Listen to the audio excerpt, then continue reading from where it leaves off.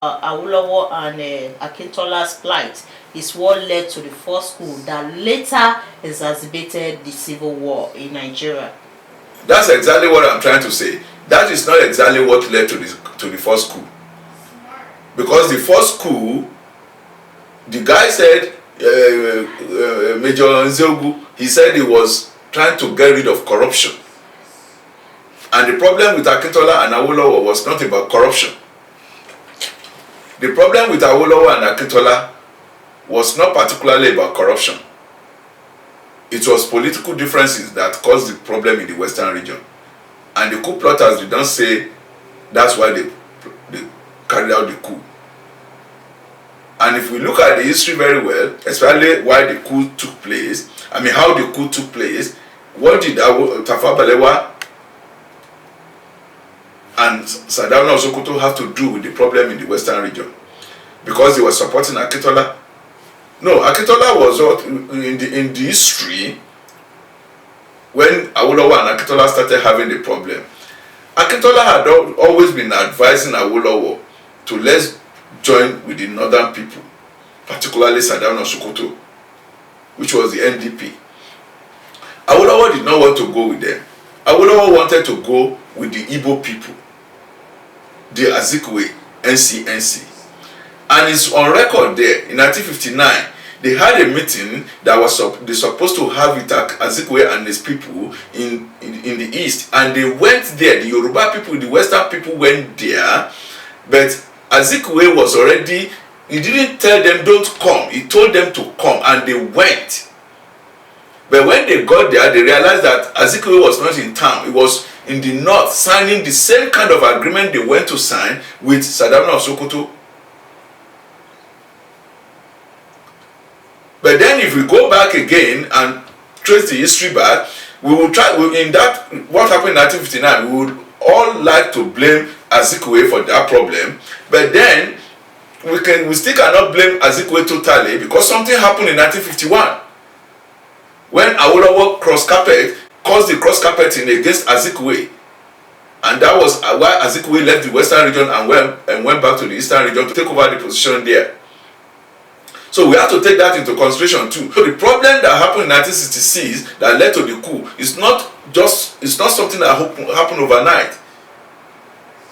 When they went to Enugu to sign agreement with Zik, Akintola was against that. Akintola was telling Awolowo, let's go and agree with northern people. Because the North won majority, but they did not have enough vote to rule in the federal. They need coalition. They needed coalition. So they wanted to form coalition with either the West or with the East. But then if the West and the East will form a different coalition and not with the North, if they form one together, they will still rule in the federal together.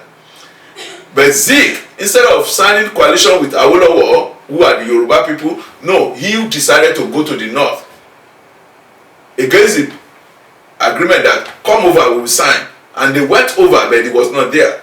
So that's betrayal right there. But the betrayal didn't start in 1959. It started since 1951. When Awolowo said, we cannot follow an Igbo man. And he went to Kajol Akinloye of Ibadan People's Party. And Akinloye cross-carpeted from behind Azikiwe and joined Awolowo. Akinloye joined Awolowo against Azikiwe. So Azikiwe ran away from the West. So Azikiwe played the game back in 1959.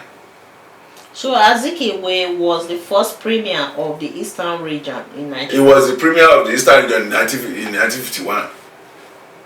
Before independence. Long before independence. Awolowo was the premier in the Western region, long before independence. It was towards independence that Awolowo wanted to go run for federal, but then he put Akintola, and because he lost, then he came back and said Akintola should move. Akintola said, no, I'm not moving.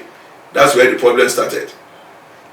But Azikiwe was one of those people who fought for independence of Nigeria. Of course, one of the major actors. A little bit. One of the major actors. That is what I'm going to do next. We fought for independence. But I don't believe it was Akintola's problem with Awolowo that led to the coup.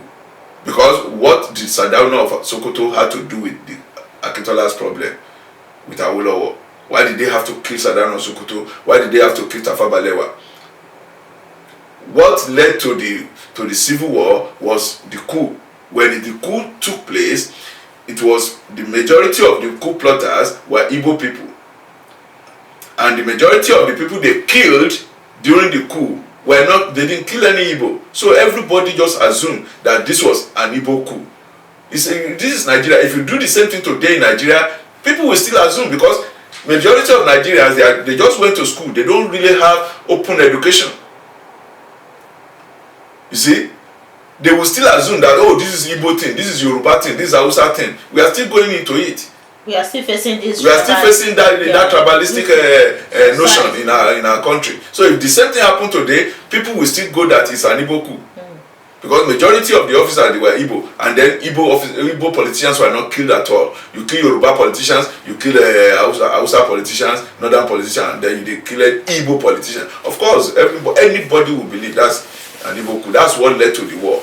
We either face the truth, so that we can avoid that such in the future, or we continue to point finger and sweep the truth under the carpet. The civil war did not start on the reason of the problem that Awolowo and Azikiwe had.